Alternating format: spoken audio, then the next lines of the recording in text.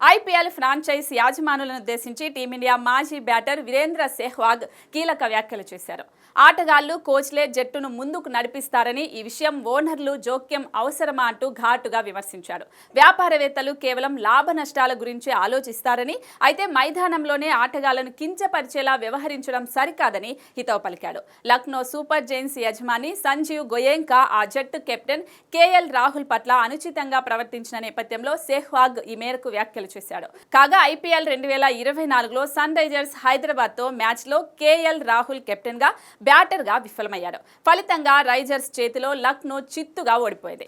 ఈ క్రమంలోనే సంజీవ్ గోయెంకా మైదానంలోనే రాహుల్ తో వాదనకు దిగాడు. ఈ విషయంపై స్పందించిన సెహ్వాగ్ క్రిక్ బజ్ షోలో తన అభిప్రాయాలు పంచుకున్నాడు. డ్రెస్సింగ్ రూమ్ లేదంటే ప్రెస్ మీట్ సమయంలోనే ఓనర్లు ఆటగాళ్లతో మాట్లాడాలి. అది కూడా వాళ్లలో స్ఫూర్తి నింపేలా వ్యవహరించాలి గాని సమస్య ఏంటి, ఏం జరుగుతోందంటూ మైదానంలోనే ఇలా వ్యవహరించకూడదు.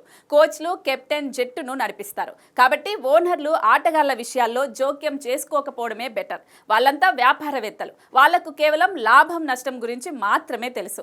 అయినా ఇక్కడ వారికి ఎలాంటి లాస్ లేదు. 400 కోట్ల రూపాయల వరకు లాభం ఆర్జిస్తున్నారు.